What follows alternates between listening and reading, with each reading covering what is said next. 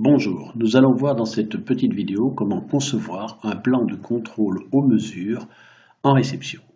Les plans de contrôle sont dans le menu plan de contrôle et on arrive directement sur le menu conception qui permet de concevoir différents types de contrôle réception aux mesures et aux attributs. Ici nous intéressons au plan de contrôle aux mesures.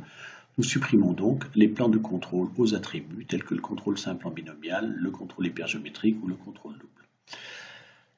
Il y a trois façons de créer un plan de contrôle. La première façon, c'est la façon classique d'utiliser un plan normalisé. Donc, on va choisir une taille du lot. Ici, nous avons par exemple 300.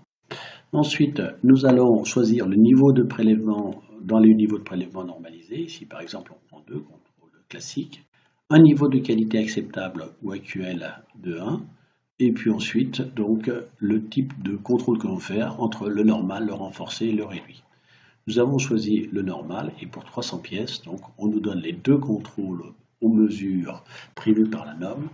La méthode sigma qui va consister à prélever 10 pièces avec un facteur K de 1,82, donc on acceptera si la moyenne est à plus de 1,82 écart type de la spécification.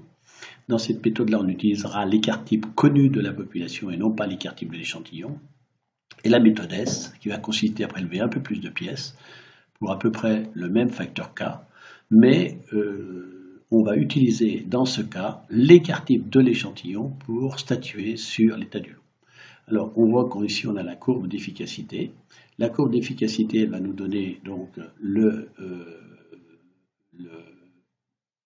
P95.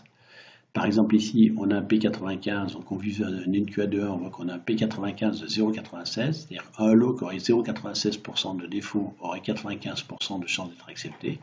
Un lot qui a 7,8% de défaut aurait donc 10% de chance d'être accepté.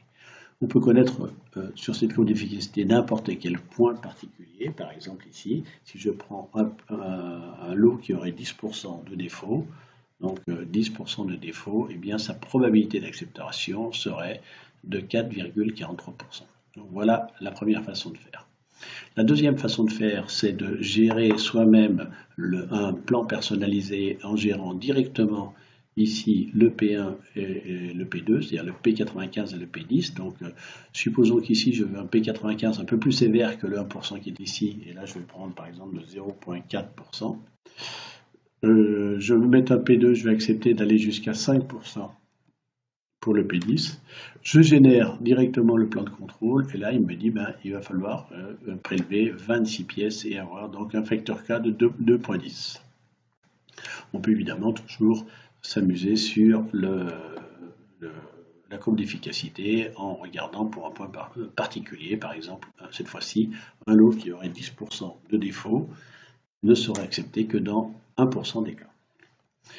Troisième façon de concevoir un plan de contrôle, c'est directement de saisir ce que l'on souhaite. Par exemple, pour des raisons économiques, on ne voudrait pas dépasser 15 pièces, donc je rentre directement 15.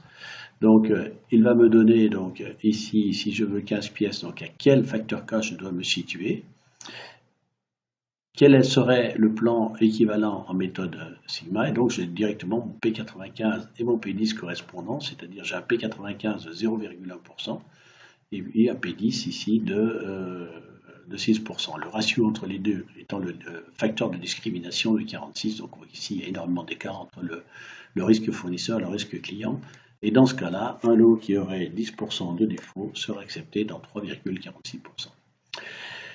Donc voilà les trois façons de concevoir un plan de contrôle aux mesures, soit le plan normalisé, soit directement en rentrant l'efficacité souhaitée du plan, soit en rentrant finalement donc directement les tailles de prélèvement que l'on souhaite effectuer et donc on en déduit les autres éléments du facteur de conception.